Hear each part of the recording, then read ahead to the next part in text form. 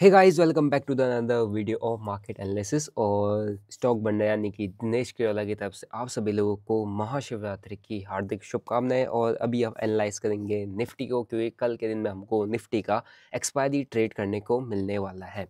ठीक है, तो सीधा आपको लेके चलता हूँ निफ्टी के चार्ट पे और यहाँ पर अपन एनालाइज करेंगे। बाकी जो भी अपडेट रहता है अपना डेली लेवल पर जो भी चीज़ें रहती हैं, ठीक है, वो आपको मैं टेलीग्राम के थ्रू अपडेट करता हूँ। आप लोग ज्वाइन कर सकते हैं और क्रिप्टोज़ के लिए आप क्रिप्टो का टेलीग्राम ज्वाइन कर सकते हैं। लिंक डिस्क्रिप्शन बॉक्स में आपको मिल जाएगा। ठीक है, और यहाँ पे एक न्यूज़ भी है, CBI red 60 locations across the India in bitcoin crypto fraud cases. कई सारे क्रिप्टोज़ के नाम पे बहुत ज़्यादा फ्रॉड चलता है, क्योंकि रेगुलेशंस नहीं है। तो भैया, जहाँ रेगुलेशन नहीं है तो वहाँ तो रेगुलेटेड मार्केट में इतने फ्रॉड्स होते हैं, तो फिर आप अनरेगुलेटेड पे तो क्या नहीं हो सकता, खुद सोचो।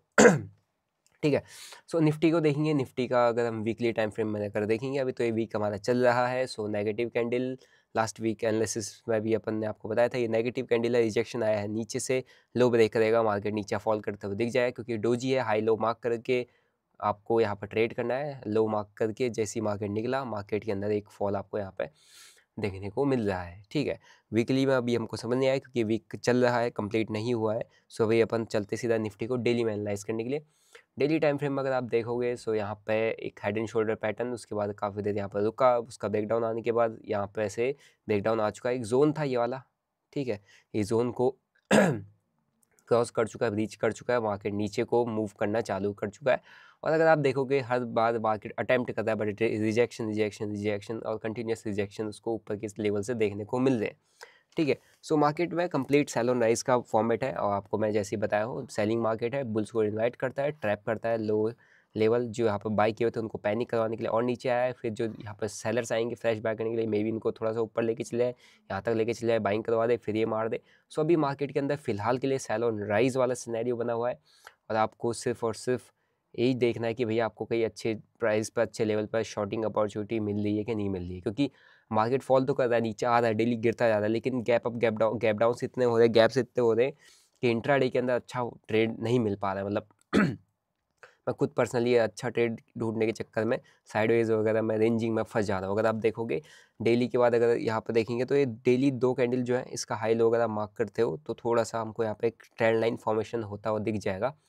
ठीक है, ऊपर के लिए हमारे पास ये रेजिस्टेंस जोन जो बना हुआ है वो है 22,000 का, 22,800 या 22,750 तक के ऊपर रेजिस्टेंस हमारे पास जोन बना हुआ है। गैप भी है पेंडिंग, और इस क्लोजिंग से अगर मैं देखूंगा तो यहाँ से ऑलमोस्ट आप कहोगे तो 200 पॉइंट यहाँ से अभी ऊपर जाने की इस पर जगह अपने को दिख रही है। ठीक है, पुल बैक, जो कि पुल बैक बनता है और काफ़ी तेज पुल बैक आ सकता है। पुल बैक कैसे स्ट्रेट आएगा, जब आपको ये जो रिजेक्शन कैंडल नीचे को मिला है ना, ठीक है, ये इन्वर्टेड हैमर आप कह सकते हो। हैमर होता है कि इन्वर्टेड हैमर, ये इन्वर्टेड हैमर का अगर हाई ब्रेक होगा तो आपको अपसाइड मोमेंटम देखने को मिल जाएगा। That simple rule of the price action of this candlestick, है ना। और यहाँ पर जब हमारे पास वीकली में जो हैमर कैंडल बना था, उसका लो ब्रेक होती है, नीचे को आया था ना, तो वही यहाँ पर भी हमको डेली में देखना पड़ेगा। डोजी का हाई लो तो ठीक है, मार्क कर लिया, लेकिन अभी यहाँ पर हमारे लिए ये वाला जोन बन जाता है, जो कि ये हैमर बना हुआ है on the daily time frame. Daily से अभी अपन सीधा चलते हैं आवली टाइम फ्रेम में, हमको काफ़ी कुछ यहाँ पे और क्लियर हो जाएगा। सो ये रेंज है, ये लेवल्स है, और फिलहाल के लिए आवली टाइम फ्रेम में 9 एंड 20 एम के नीचे प्राइस ट्रेड कर रहा है। एंड ट्रेड कर रहा है तो हमारे पास ये लेवल को मैं थोड़ा सा और एक्सटेंड कर देता हूँ इधर को। ये लो, ये लेवल बन जाता है। ये बड़ी कैंडल है, इस बिग कैंडल के रेंज में 2 दिन फंसा हुआ है। मे बी अब कल एक्सपायरी है, तो अब देखना पड़ेगा कि भैया कल क्या करता है। कल तो मंथली एक्सपायरी भी है, ठीक है, मंथली एक्सपायरी ध्यान रखना कल। तो मंथली एक्सपायरी में आपको मे बी एक बड़ा 2 दिन रेंज बैठा है, तो बड़ा मूव देखने को मिल सकता है, बिग मूव एक्सपेक्टेड। ये ऊपर गैप भी पेंडिंग है, नीचे को तो ऑलरेडी जा रहा है। सो जहाँ तक मेरे को लग रहा है कि एक अपसाइड अगर स्पाइक आ जाता है ना, सो वो काफ़ी अच्छा होगा। मतलब अपसाइड मोमेंटम एक देखने को मिल जाए, क्योंकि लगातार गिरे ही जा रहा है, गिरे ही जा रहा है। इंट्राडे में मोमेंटम नहीं है, लेकिन अगर आप देखो यहाँ से गैप डाउन, एक बड़ी कैंडल में गिर गया, फिर एक बड़ी कैंडल में गिर गया। ओवरनाइट जो है ना, मार्केट के अंदर माल बेचा जा रहा है। मतलब मार्केट के अंदर बड़े बड़े गैप अप गैप डाउन के साथ माल खाली कर दिया जा रहा है ना। बट इंट्राडे में जो रिटेलर का है वो पैसा बनाने का मौका नहीं मिल पा रहा है, क्योंकि 2 दिन से तो खैर शायद नहीं मिला होगा, 3 दिन से भी नहीं मिला होगा, मेरे को जहाँ तक समझ में आ रहा है। इसमें भी कुछ नहीं बना होगा कुछ खास पैसा, जिसने मोमेंटम स्कैल्प कर लिया, अदरवाइज वैसे पैसा नहीं बन पा रहा है। तो अभी देखते हैं, कल हो सकता है कुछ बड़ा मूव अपने को देखने को मिल जाए, क्योंकि कल हमारे पास सारी एक्सपायरीज है। आई थिंक सभी एक्सपायरी हुई, कल 27 है, यस 27 को हमारे पास निफ्टी का एक्सपायरी है। एंड देन हमारे पास मिड कैप का भी एक्सपायरी होगा, मिड कैप का एक्सपायरी चेक करते हैं, यस ऑन 27। फिर उसके बाद हमारे पास सारी एक्सपायरी, मतलब आप देखोगे तो सब के सब expiry, Nifty, bank Nifty, Fin Nifty, सबकी एक्सपायरी हमारे को कल देखने को मिलने वाली है। तो कल बड़ा आपको मोमेंटम भी मिल सकता है, और हो सकता है कल बड़े मोमेंटम के चक्कर में सब बैठे हो, मार्केट कल साइडवेज कर दे, फ्राइडे को मोमेंटम कर दे, क्योंकि ऑब्वियसली मार्केट फ्राइडे को ज़्यादा मोमेंटम देता है, क्योंकि उस दिन लोग एक्सपेक्ट नहीं करते आएगा मोमेंटम, बट फ्राइडे को आता है, प्रीमियम काफ़ी महंगे मिलते हैं, तो बड़ा पैसा बनाने का मौका नहीं मिल रहा होता है, तो उसी दिन मार्केट चलाते हैं। तो अभी फिलहाल के लिए रेंज है, इस रेंज का ऊपर या नीचे, इस रेंज के बीच में मैं कहूँगा कि यार सिर्फ स्कैल्पिंग करना, इस रेंज के बीच में आपको कुछ बड़ा ऐसा बड़ा मूव, बड़ा ट्रेंड कैप्चर करने का शायद ही कम चांसेस मिलेंगे। इसको मैं थोड़ा सा और छोटे टाइम फ्रेम में करूँगा, तो मेरे को ये लो, ठीक है, तो यहाँ पर हो सकता है शायद यहाँ पर से ऊपर से एक ट्रेंड लाइन कुछ ऐसा कुछ आ रहा हो, या ऐसा कुछ यहाँ पर बनता हो दिख रहा है, ठीक है, तो कुछ ऐसा भी ट्रेंड लाइन यहाँ पर बन सकता है, या ऐसा, ये देखो, ये कुछ इस तरीके का यहाँ पर पैटर्न फॉर्मेशन हो सकता है। बेस को अगर हम थोड़ा सा और नैरो कर देते हैं तो ये कुछ इस तरीके का है, बट अभी क्लियर पैटर्न नहीं है, क्लियर यहाँ पर सिनेरियो भी बन नहीं रहा है। यहाँ पर चैनल बना था, चैनल का ब्रेकडाउन भी दिया था इसने, ये वाला चैनल अगर आप देखोगे, सो ये चैनल है, ठीक है, चैनल जिसने बनाया, चैनल का ब्रेकडाउन दिया, तो ये पूरा नेगेटिव टेरिटरी, नेगेटिव ट्रेंड ही दिखा रहा है, राइट। सो अभी यहाँ पर रुका हुआ है, अभी देखते हैं कल हमको गैप अप मिलता है, गैप डाउन मिलता है, कैसा मिलता है वो हमको देखना पड़ेगा, ओके। एंड आज तो मार्केट ऑफ है, जस्ट बिकॉज आज महाशिवरात्रि है, तो उसकी वजह से। सो ये रहा निफ्टी, निफ्टी के लिए तो भाई सिंपल सा लेवल मार्क कर लो, इसी रेंज के बीच में आपको स्कैल्पिंग करना है।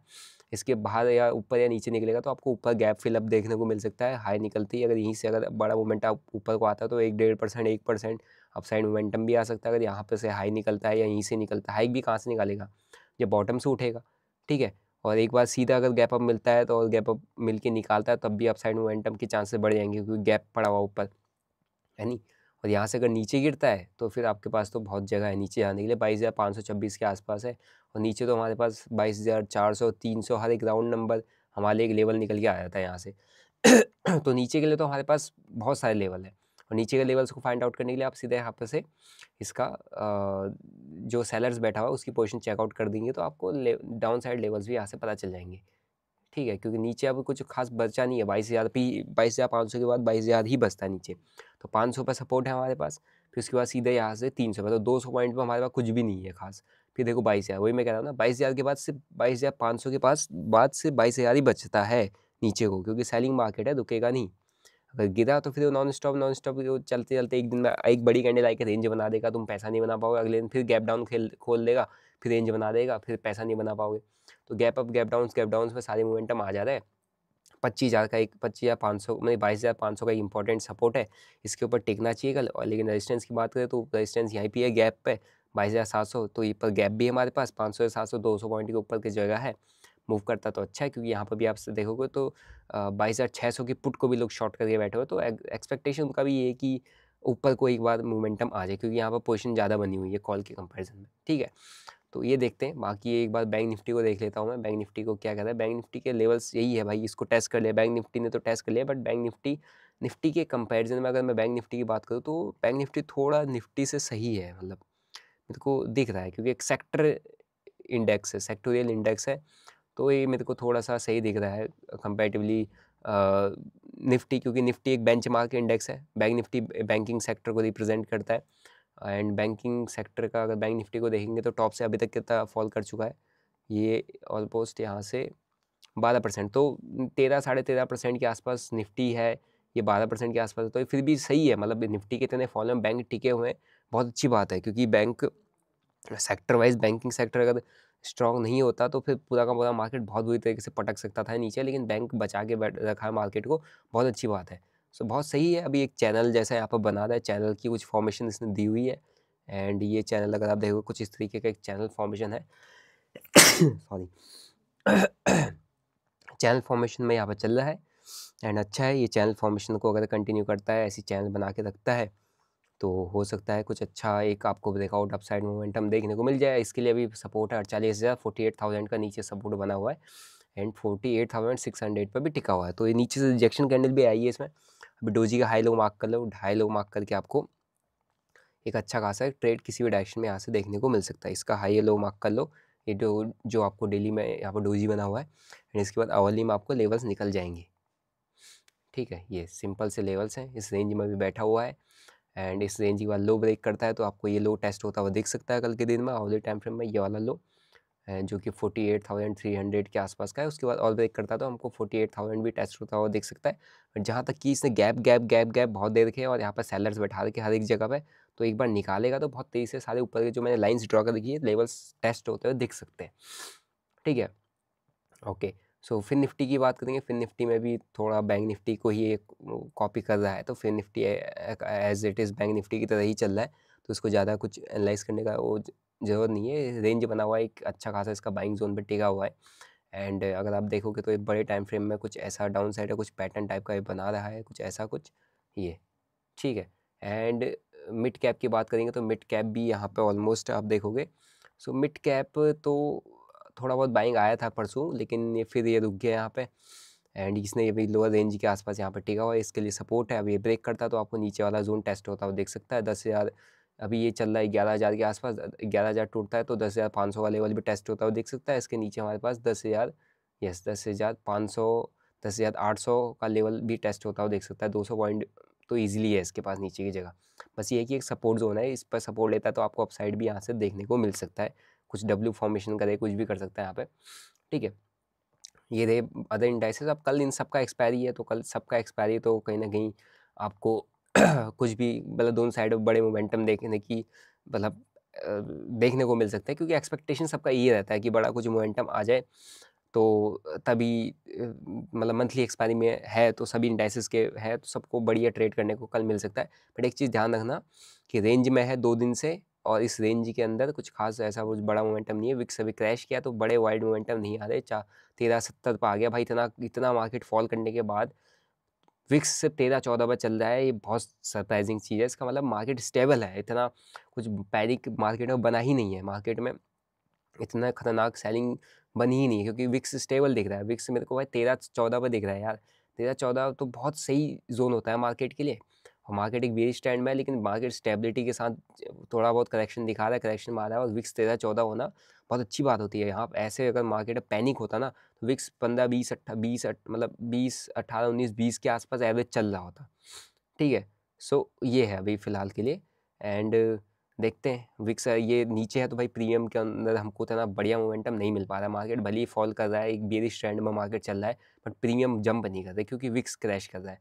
विक्स बढ़ेगा तो प्रीमियम वॉलेटिलिटी बढ़ेगी, प्रीमियम में मोमेंटम्स आएंगे, है ना। विक्स क्रैश कर रहा है, प्रीमियम चलेंगे नहीं, प्रीमियम ऐसी रेंज में साइडवेज कर दे रहा है मार्केट, रेंज में प्रीमियम चल ही नहीं रहे, है ना। तो आपको बस ये है कि आपको अगर रेंज में चल रहा है मार्केट तो स्कैल्पिंग करनी है, ज़्यादा कुछ बड़ा मोमेंटम पकड़ो मत। रेंज का कोई ब्रेकआउट ब्रेकडाउन आ रहा है तो आप वहाँ पर डायरेक्शनल ट्रेड लेके चल सकते हो, बट विक्स अगर क्रैश कर रहा है तो फिर आपको रेंज के अंदर बड़ा पैसा बनाने का मौका नहीं मिल पाएगा। तो कल विक्स पर नज़र रखो। ठीक है, लो ब्रेक करता है तो विक्स बढ़ना चाहिए डेफिनेटली, और विक्स बढ़ता है तो आपको बढ़िया मोमेंटम देखने को मिल जाएगा। कुछ प्राइस एक्शन बनना चाहिए निफ्टी के अंदर स्पेशली। अगर ये निफ्टी में यहाँ पर 1 आवर टाइम फ्रेम में नीचे आया, ब्रेक डाउन कर रहा है, या यहाँ कहीं पर टाइम स्पेंड करे एंड फिर ब्रेक डाउन करे या फिर ब्रेकआउट करे, तो आपको दोनों में से किसी एक डायरेक्शन में ट्रेड मिल जाएगा यहाँ पर। दूसरा सिनेरियो, अगर ब्रेक डाउन देता है, ब्रेक डाउन में स्ट्रेट आपको मैं कहूँगा कि अगर जाना है तो आप मोमेंटम पकड़ो यहाँ पे। ठीक है, अगर नहीं तो आप कुछ प्राइस एक्शन यहाँ से ट्रैप मारे, यहाँ कहीं से सेलिंग अपॉर्चुनिटी बनाए, तब आपका डाउन साइड का ट्रेड बनना चाहिए, सिंपल सा। क्योंकि यहाँ पर बेसिकली मार्केट ट्रैप ज़्यादा करता है। ठीक है, क्योंकि ईजी मनी तो कोई मार्केट आपको खाने नहीं देगा, मतलब बनता ही नहीं है भाई ईजी मनी। और ये वाला जो लेवल अगर एक बार ये निकलता है मार्केट यहाँ से यहाँ कहीं पर आता है, तो यहाँ से एक अच्छा स्पाइक, अच्छा अपसाइड ट्रेंड आपको मिल सकता है, क्योंकि यहाँ पर बेसिकली ये वाला जो जोन है ये बहुत सही जोन है। मतलब यहाँ पे अगर आएगा ना तो मार्केट ये देखो एक कुछ इस तरीके का ये बनाया, फिर ये बनाया, एक डब्ल्यू टाइप का बन जाएगा। डब्ल्यू वन की ये वाला गैप आपका इजीली फिलअप हो सकता है। ठीक है, तो कुछ इस तरीके का यहाँ पे ऐसा कुछ बन सकता है। तो ये 2-3 सिनेरियोज हैं। गैप खुल जाए तो फिर ये बीच में फिर गैप पेंडिंग पड़ जाएगा, तो कहीं ना कहीं ये वाला गैप ऑलरेडी पेंडिंग था, ये वाला गैप ऑलरेडी है, तो ये कहीं ना कहीं इस गैप को फिलअप कर सकता है, क्योंकि मार्केट में सेलिंग प्रेशर है, सेल ऑन राइज। ऊपर टिक नहीं रहा मार्केट, ऊपर जाते ही नीचे गिर जा रहा है, तो नीचे से ऊपर की एक्सपेक्टेशन हम कर सकते हैं, लेकिन अगर ऊपर ही एकदम से खुल गया तो ऊपर टिकने की एक्सपेक्टेशन हम ज़्यादा नहीं रख सकते, क्योंकि मार्केट में सेलिंग प्रेशर है, सेल ऑन राइज है, मार्केट में सेलर्स तुरंत एक्टिव हो जाएंगे मार्केट को बेचने के लिए। ठीक है, सो ये अपनी एनालिसिस है और आपको आई होप समझ में आया होगा। ठीक है, बाकी कल देखते हैं, कल monthly expiry, important day for all the indices, important day for the market, and ये फैब का एंड है। लगातार अगर आप देखोगे मैंने एक वीडियो भी बनाया है आज, अब देख लेना मेरे स्टॉक बनने वाले चैनल पे, वहाँ पर आपको डिटेल में देखने को मिल जाएगा। मंथली टाइम फ्रेम में लगातार देखोगे, so this is going to be the 5th month जब लगातार मार्केट गिर रहा है, 1 2 3 4 5, and this is the 3rd time in history, तीसरी बार हो रहा है हिस्ट्री के अंदर, ठीक है। सो बहुत नेगेटिव ये चीज़ है, और ये अगर कंटिन्यू रहता है तो जिस तरीके से यहाँ पर एक शार्प कैंडल आई, फिर ये डोजी डोजी आई, फिर एक शार्प कैंडल अगेन आ रही है, फिर हो सकता है 2-3 डोजी डोजी आए, तो मार्केट यहाँ पर से इस शार्प फॉल के अकॉर्डिंग एक पुल बैक आएगा, फिर ये शार्प फॉल कंटिन्यू हो गया तो 20,000 का लेवल तो मेरे हिसाब से कहीं नहीं गया है ना, क्योंकि यहाँ पर कुछ है नहीं, यहाँ पर कोई इंपॉर्टेंट लेवल नहीं है, एक बड़ी कैंडल है, इस कैंडल को खा सकता है ये जो फ्रेश है ना मार्केट। देखो मार्केट को अगर नया हाई फिर नया जाना होता है तो मार्केट हर उस नए बंदे को खाता है, हर उस नूब को खाता है, हर उस बिगिनर को खाता है जो मार्केट को तब सलाम करने आए थे जब मार्केट चढ़ रहा था, है ना। चढ़ते हुए मार्केट को सब सलाम करते हैं, और गिरते हुए मार्केट से सब डरते हैं, और यहाँ पर जो जितने ये चढ़ने वाले आए थे ना, ये सब बेच के भाग रहे होते हैं, और ये बेच के भागना चालू करेंगे, इसके नीचे एक बार आना चालू किया तो ये सबका सब क्या हो जाएगा, पंप एंड डंप, मतलब एक तरीके से वी शेप हो जाएगा। वी शेप होगा तो यहाँ से आपको एक ब्रेकडाउन दिखाए, कुछ ऐसा अपसाइड दिखाए, फिर इस तरीके का कुछ मारे, तो ये बहुत बढ़िया मतलब एक डाउन ट्रेंड का यहाँ पर कुछ टाइम के लिए सिनेरियो बन रहा है।